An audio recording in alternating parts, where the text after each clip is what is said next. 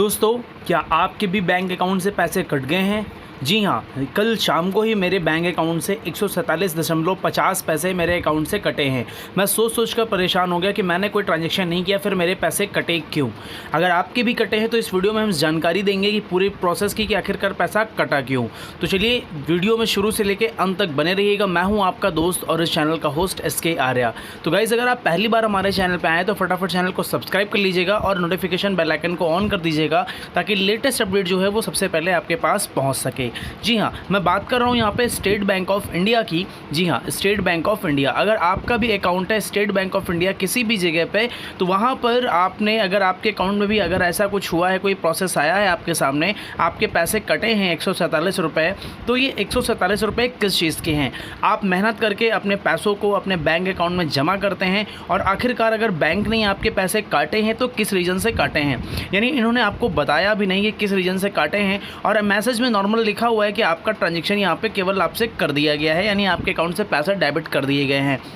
ये नहीं बताया SBI से कि आखिरकार आपके पैसे काटे क्यों गए हैं और क्यों ट्रांजैक्शन किया गया है, किसके लिए ट्रांजैक्शन किया गया है और ये पैसा किसको कहाँ पे ट्रांसफ़र किया गया है। तो इन्हीं सारे सवालों का जवाब मैं इस वीडियो में देने वाला हूँ, तो वीडियो को कहीं भी स्किप मत करना। देखिए, सबसे पहली चीज़ है कि अगर आप भी एक SBI यानी आप भी एक भारत में रहते हैं और आपका अकाउंट है किसी भी स्टेट बैंक ऑफ इंडिया में, तो यहाँ पर प्रॉब्लम ये आई है कि जो 147.50 पैसे हैं ये काटे इसलिए गए हैं क्योंकि स्टेट बैंक ऑफ इंडिया आपके पैसे पर ब्याज देने के साथ ही कई सुविधाएं भी देता है। आपको देश के कोने कोने में ATM सुविधा के साथ हर जगह ब्रांच सुविधा भी दी जा रही है। इसके लिए बैंक की ओर से कई तरह के चार्जेस भी लिए जाते हैं। इन दिनों लोगों के SBI खाते से करीब 147.50 रुपये काटे भी जा रहे हैं, जिससे लोग परेशान हैं आखिरकार उनकी ओर से कोई ट्रांजैक्शन किए बिना ही पैसे उनके अकाउंट से कैसे कट रहे हैं। जी हाँ, मैंने भी कोई ट्रांजैक्शन नहीं किया और उम्मीद है कि आपने भी कोई ट्रांजैक्शन नहीं किया, लेकिन आपके अकाउंट से पैसे डिडक्ट हो चुके हैं। आखिर ये ऐसा किया क्यों जा रहा है?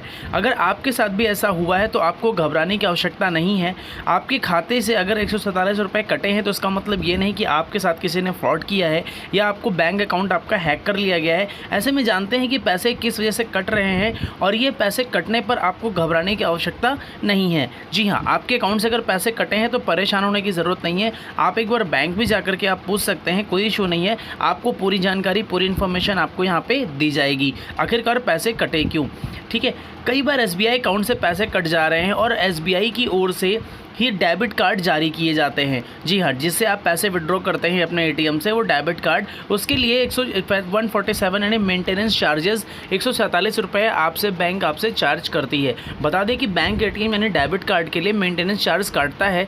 यह चार्ज हर साल बैंक की ओर से ग्राहकों के खाते से काटे जाते हैं। बैंक ने खुद ट्विटर हैंडल पर जानकारी दी है और बताया है कि बैंक की ओर से चार्जेस के रूप में 147.50 रुपये काटे जाते हैं। लेकिन हमको पता है आपके पिछले साल आपका पैसा नहीं कटा होगा, जैसा कि मेरे साथ हुआ।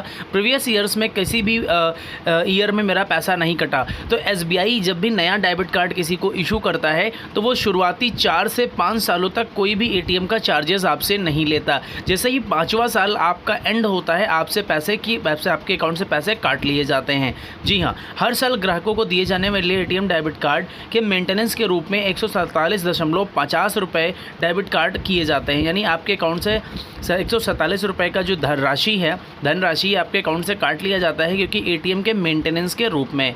जी हाँ, यानी मैंने अभी बताया कि 4 से 5 साल स्टार्टिंग के शुरुआती दिनों में आपसे पैसे नहीं लिए जाते। लेकिन अब जैसे ही आपके 5वां वर्ष आपका कंप्लीट होता है, 5वें वर्ष के बाद हर साल बैंक आपसे 147.50 पैसे आपके एक एनुअल मेंटेनेंस चार्ज के रूप में, ATM के चार्ज के रूप में काटती है। बैलेंस ना होने पर लगता है चार्ज। जी हाँ, प्रश्न ये है कि अगर मान लीजिए हमारा अकाउंट बैलेंस 0 है तो क्या तब भी मेरा पैसा कटेगा? जी हाँ, मैं आपको बता दूं, देश के सबसे बड़े सरकारी bank state bank of India ग्राहक के पर्याप्त बैलेंस ना होने चलते ATM ट्रांजैक्शन फेल हो जाता है। मतलब अगर आपका एनुअल चार्ज नहीं कटा है, आपके अकाउंट में 0 पैसे हैं और आपका 147.50 पैसे नहीं कटे हैं आपके अकाउंट से, तो आपका जो ATM ट्रांजैक्शन सर्विस है, यानी जो आप पैसे डिडक्ट करेंगे तो आपका पैसा वहाँ से निकलेगा नहीं, ATM कार्ड से आप विड्रॉ नहीं कर पाएंगे। साथ ही इस पर 20 रुपये की पेनल्टी आपको अलग से देनी होती है और इसके अलावा GST भी लगता है। जैसे इसके अलावा बहुत सारी फर्दर बैंक हैं, HDFC, Kotak Mahindra, axis bank, बहुत सारी बैंक हैं, सब में ऐसी सेम सर्विसेज हैं। तो गाइस यहाँ पे घबराने की ज़रूरत नहीं थी, ये थी हमारी पूरी जानकारी। यानी आप जब किसी बैंक को इस्तेमाल कर रहे हैं, किसी बैंक के एटीएम कार्ड को इस्तेमाल कर रहे हैं, तो वो आपसे केवल और केवल maintenance charge per year charge करता है, वो भी स्टार्टिंग के 4 से 5 सालों के बाद। तो गाइड अगर वीडियो पसंद आया हो तो वीडियो को भाई लाइक कर देना, सब्सक्राइब कर देना। मिलते हैं अपने ऐसे ही नए वीडियो में, तब तक के लिए जय हिंद जय भारत।